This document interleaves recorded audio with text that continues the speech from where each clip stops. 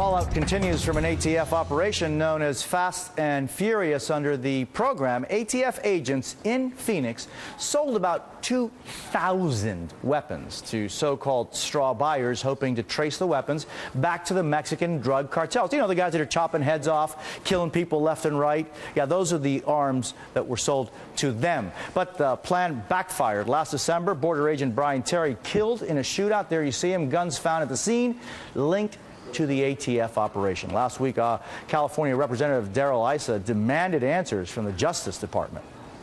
We're investigating you, your organization. When you've got the head of Alcohol, Tobacco, and Fire on basically his computer screen watching these things, don't tell me you didn't know what it was doing. Who authorized this program that was so felony stupid that it got people killed? Mr. Chairman, I do not know the answer to that question, and the Inspector General is reviewing the matter. Congressman Issa and Republican Senator Chuck Grassley of Iowa are leading the congressional investigation. The senator joins us from D.C. Senator, thanks for being with us. This is really an extraordinary case because, as we report, I mean, it got people killed on our side. The good people were killed by our own weapons.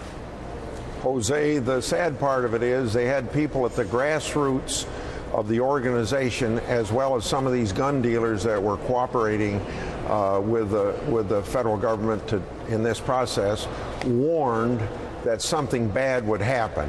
And that prophecy came to fruition in the murder of Terry.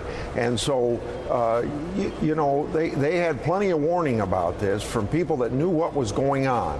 And can you imagine 2,000 guns? Now they've stopped this Fast and Furious, but those guns are going to be around doing bad things for the next several decades. And these aren't pea shooters, you know, these are all kinds of weapons, and we're looking at some photos of different weapons, but we're talking about high-powered weapons, and you know, how far up did this go? Is this some kind of a rogue operation? Because it seems like now everybody's kind of saying, wasn't me, no way, Jose, but who's in charge, and how are we ever going to find this out?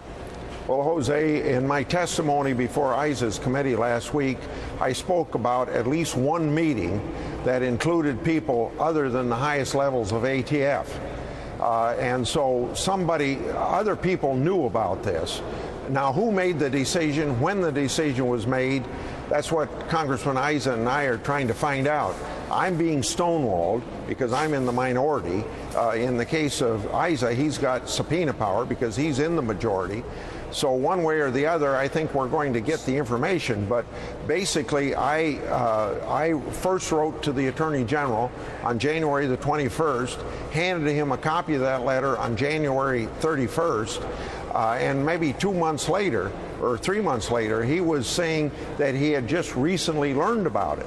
But they did stop the Fast and Furious program once I exposed it, and I was only able to expose it because whistleblowers were not getting the attention up the chain of command, so then out of frustration, they came to me. You know, you talk about the letters you wrote in December, January. You also, Issa and you also sent a letter on the 3rd of May, and interesting because you hand wrote, and we're showing up on screen there on the yellow. It says, P.S.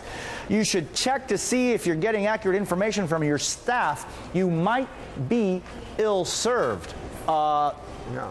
Looks like that's exactly what I meant when he knew about it in January, but he was testifying later on that he just recently learned about it. So I think that's being ill-served by his staff. And Senator, am I correct to say that 150 shootings have occurred using these weapons that were given to these thugs, these terrorists, by ATF?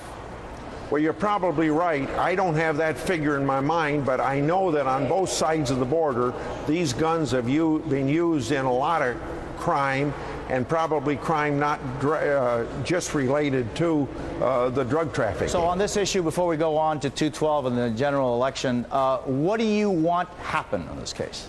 Well, I think the question is, I want to know who knew what, who gave approval, when they gave approval, and all the papers connected with justifying that. I want to know how high up in our government, and particularly in the Justice Department, people knew about this before the program actually started.